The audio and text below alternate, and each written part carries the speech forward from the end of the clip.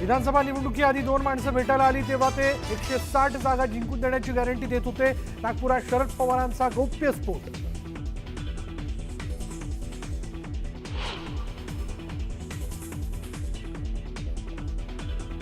इतके दिवस शरद पवार का बोलले नाहीत तर राहुल गांधींच्या भेटीचा हा परिणाम दिसतोय। शरद पवारांच्या गौप्यस्फोटावर मुख्यमंत्र्यांची खोचक टीका।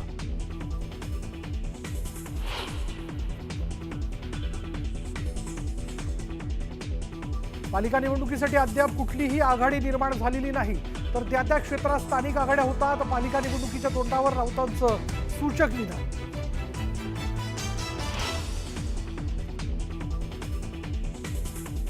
मुंबई महापालिकेबाबत राज आणि उद्धव ठाकरे स्वतंत्र भूमिका घेण्यास समर्थ, तर ठाकरे बंधू एकत्र येण्याबाबत इंडिया आघाडीत आक्षेप नाही, संजय राऊतांचं विधान। शिवसेना उभाटाचे आमदार सुनील शिंदेंच्या मुलावर महिलेच्या तक्रारीवरून गुन्हा दाखल। कालच्या वरळीतल्या राड्यानंतर सिद्धेश शिंदेंनी धक्का मारल्याचा महिलेचा आरोप।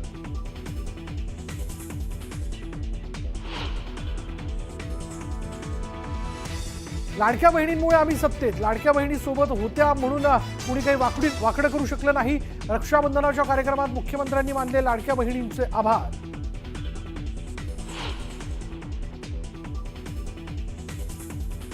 राष्ट्रवादीच्या मंडल यात्रेला जयंत पाटलांची अनुपस्थिती।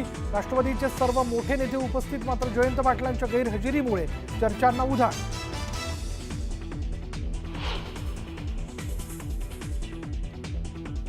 प्रफुल्ल लोढांकडे महाजनांच्या अनेक सीड्या, तर मला जोडे मारण्याऐवजी लोढा आणि महाजनांना जोडे मारा। भाजपच्या आंदोलनावरनं खडसेंचा हल्लाबोल।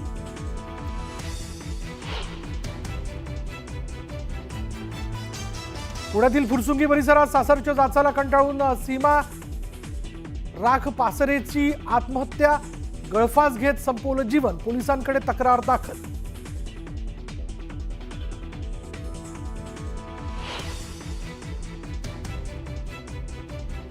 पंतप्रधानांच्या निवासस्थानी रक्षाबंधनाचा उत्साह, तर मातोश्रीवर सुषमा अंधारेंनी उद्धव ठाकरेंना बांधली राखी, तर शिवतीर्थावर राज ठाकरेंना मोठ्या बहिणीने बांधली राखी।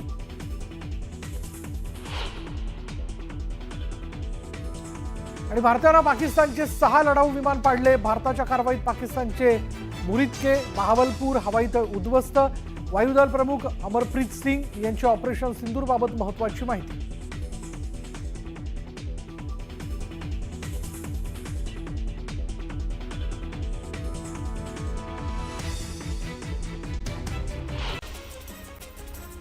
गोंदिया जिल्ह्याच्या वडेगाव येथील महिलांनी पिण्याच्या पाण्यासाठी पंचायत समितीच्या आमसभेत घागर मोर्चा काढलाय। नागरिकांच्या नळाला अजूनही पाणी येत नाही। जलजीवन मिशन योजनेचा उपयोग काय, असा सवाल महिलांनी विचारलाय।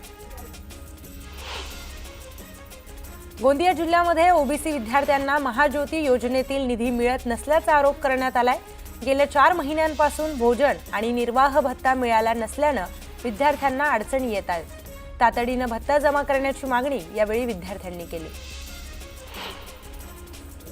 रत्नागिरीच्या देवरुख पंचायत समितीच्या इमारतीला मोठे मोठे तडे गेल्यानं हॉलमध्ये मोठ्या प्रमाणामध्ये पाणी साचलंय।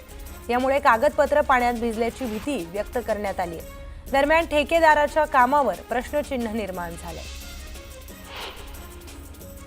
पालघरमध्ये जागतिक आदिवासी दिनाचा उत्साह पाहायला मिळाला। पारंपरिक वेशभूषेत आदिवासींनी आपली पारंपरिक वाद्य वाजवत नृत्य सादर केलं। यावेळी आमदार निकोले यांनी जागतिक आदिवासी दिनाच्या शुभेच्छा दिल्या। बीडच्या कडामध्ये निवोदित कन्या शाळेचा 26वा वर्धापन दिन मोठ्या उत्साहामध्ये साजरा करण्यात आला। यावेळी शाळेतील विद्यार्थ्यांनी मानवी साखळी तयार करून 26 अंकातून वर्धापन दिन साजरा केला। धुळे जिल्ह्यामध्ये केळी पिकावर करपा रोगाची लागण झाली आहे, त्यामुळे केळी उत्पादक शेतकरी संकटात सापडलाय। दरम्यान कृषी विभागाने मार्गदर्शन करण्याची मागणी शेतकऱ्यांनी केली। चंद्रपूरच्या भद्रावती ते पिंपरी मार्गावरील रस्त्याची दुरावस्था झाली आहे, त्यामुळे वाहनधारकांसह नागरिकांना नाहक अडचणींचा सामना करावा लागतोय। तातडीने रस्ता दुरुस्त करण्याची मागणी यावेळी करण्यात आली। भर पावसाळ्यात पालघरच्या मनोर येथील 50 खाटांच्या ग्रामीण रुग्णालयामध्ये रुग्ण आणि वैद्यकीय अधिकाऱ्यांना पाणीबाणीचा सामना करावा लागतोय। मनोर ग्रामीण रुग्णालयाला पाणी पुरवठा करणारी पाईपलाईन 2 दिवसांपासून नादुरुस्त असल्यानं रुग्णालयाचा पाणी पुरवठा बंद झालाय. नागपूर ते हडपसर दरम्यान धावणाऱ्या वंदे भारत एक्सप्रेसला वर्धा स्थानकावर थांबा मिळाला असून ही सेवा 10 ऑगस्ट पासून सुरू होणार आहे. या निर्णयामुळे वर्ध्याच्या प्रवाशांना आता पुणे, छत्रपती संभाजीनगर, नागपूर अशा प्रमुख शहरांमध्ये जलद, आरामदायक आणि आधुनिक प्रवासाची सुविधा मिळणार आहे. पुण्यात झपाट्याने नागरीकरण वाढत असल्यानं नागरी सुविधांवर ताण येत असल्याचं मुरलीधर मोहोळ यांनी म्हटलंय. पुण्यात नव्या पालिकांची निर्मिती करण्यावरून त्यांनी हे वक्तव्य केलं. नागपूरमध्ये उड्डाणपुलाच्या खोदकामादरम्यान कंकाळ सापडले. यावेळी घटनास्थळी जात पोलिसांनी पाहणी केली. सगळे कंकाळ तपासणीसाठी फॉरेन्सिक लॅबमध्ये पाठवण्यात आलेत. बीडच्या खोलेवाडी शिवारामध्ये विहिरीत बिबट्याला कोसळल्याची घटना घडली आहे. तर 2 तासानंतर या बिबट्याला विहिरीतून बाहेर काढण्यात यश आलंय. दरम्यान वन विभागाकडून तपासणी केल्यानंतर बिबट्याला जंगलात सोडण्यात आलं. नागपूर जिल्ह्यातील खडगाव मार्गावरील लावा गावामध्ये NJP ॲग्रोटेक या नावानं विनापरवाना सुरू असलेल्या कारखान्यावर कृषी विभागाच्या भरारी पथकानं धाड टाकली. यावेळी 52,61,00,000चा मुद्देमाल जप्त करण्यात आला. कारखाना चालवण्याविरोधामध्ये गुन्हा दाखल करण्यात आला. सोलापूर हैदराबाद महामार्गाची दुरावस्था झाली आहे. मागील 17 वर्षापासून या महामार्गाच्या कामाचं रडगाणं सुरू आहे. गावकरी आंदोलन करून वैतागलेत, मात्र तरीही दखल न घेतल्यानं गावकरी हैराण झालेत. सकल हिंदू समाजाची सामुदायिक श्रावणी संत उद्धव महाराज कुकुरमुंडे मठामध्ये संपन्न झाली. यावेळी मोठ्या संख्येने नागरिकांनी सहभाग घेतला होता. सनातन वैदिक संस्कृती ही सर्वांना सामावून घेणारी असल्याचं वक्तव्य श्रावणीचे पौरोहित्य आचार्य बेनारे गुरुजींनी म्हटलंय. चिपळूणमध्ये पहिल्यांदाच आफ्रिकन बगळा आढळलाय. तर पक्षी निरीक्षक श्रीधर जोशींनी बगळ्याचं दृश्य कॅमेऱ्यामध्ये कैद केलंय. या दुर्मिळ पक्षाची भारतामध्ये अधिकृत नोंद व्हावी यासाठी डॉक्टर जोशी यांनी फोटो आणि माहिती इंडियन बर्ड जनरलकडे पाठवली. नागपूरमध्ये पावसाने जोरदार हजेरी लावली. तर 2 आठवड्यांच्या विश्रांतीनंतर आलेल्या पावसामुळे गारवा निर्माण झालाय. त्यामुळे नागरिकांनी समाधान व्यक्त केलं. यवतमाळच्या पुसद तालुक्यामध्ये मुसळधार पावसाने हजेरी लावली आहे. यामुळे अनेक घरांमध्ये पाणी शिरलंय. घरात पाणी शिरल्यानं नागरिकांना मोठ्या अडचणींचा सामना करावा लागतोय. यामुळे घरातील साहित्याचं मोठ्या प्रमाणात नुकसानही झालंय. बीड जिल्ह्यात पावसाने जोरदार हजेरी लावली. यामुळे नदी नाल्यांना पूर आलाय. तर आंबिल वडगाव येथील कालिका नदीच्या पुलावरून पाणी वाहत असल्यानं वाहतूक ठप्प झाली आहे. अकोल्याच्या अकोट तालुक्यामधील पुंडा येथे जोरदार पाऊस कोसळला. तर पावसाने पिकांचं अतोनात नुकसान झालंय. परिसरामधील काही लहान मोठे नदी नाले दुथडी भरून वाहत आहेत. जळगाव जिल्ह्यामध्ये 8 दिवसांच्या विश्रांतीनंतर पावसाने हजेरी लावली असून त्यामुळे तापमानामध्ये काही प्रमाणामध्ये घट झाली आहे. गेल्या 8 दिवसांपासून पावसाने दडी मारल्याने जिल्ह्याचं तापमान 33 अंशांवर पोहोचले.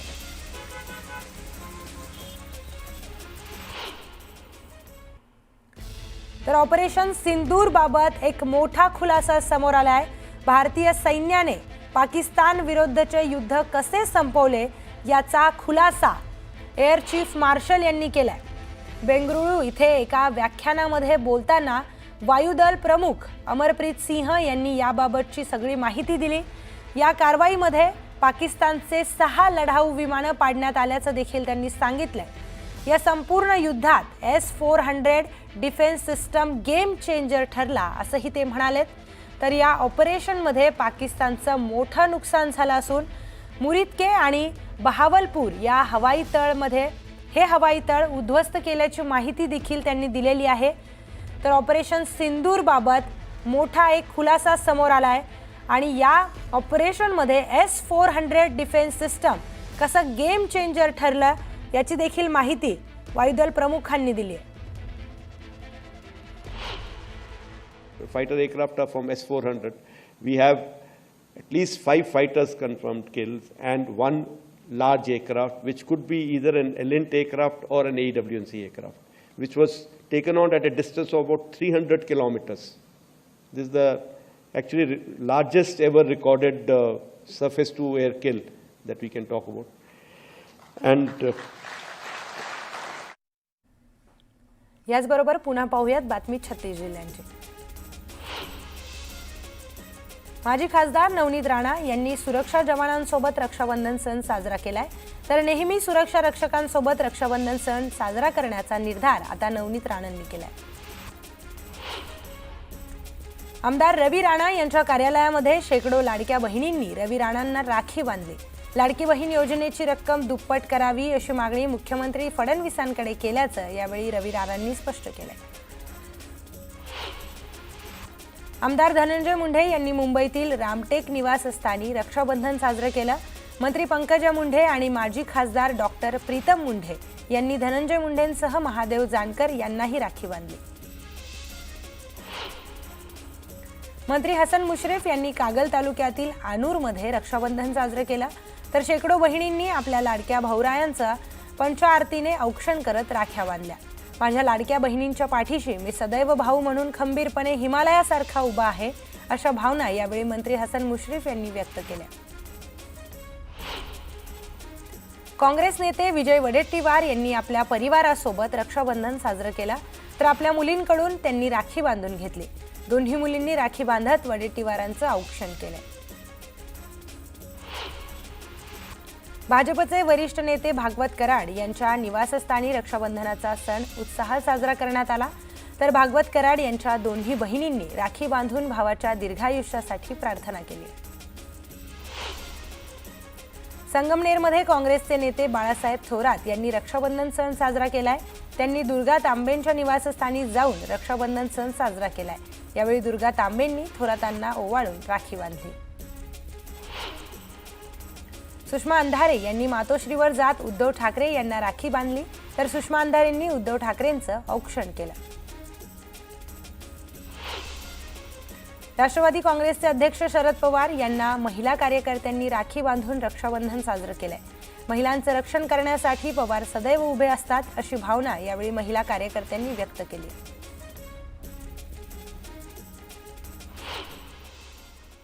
एक सविस्तर बातमी पाहूयात. रक्षाबंधन म्हणजे बहीण भावाच्या नात्यातील एक पवित्र सण. या दिवशी बहीण आपल्या भावाला राखी बांधून त्याचं औक्षण करून भावाच्या दीर्घायुष्यासाठी प्रार्थना करते. मात्र याच दिवशी नाशिकमध्ये एक मन सुन्न करणारी घटना घडली आहे. बिबट्याच्या हल्ल्यामध्ये मृत्यू झालेल्या आपल्या लहान भावाला या बहिणीने अखेरची राखी बांधली. मृत भावाचं औक्षण करत बहिणीने भावाला राखी बांधून अखेरचा निरोप दिला. मन हेलावणारी ही घटना नाशिकमध्ये घडली आहे.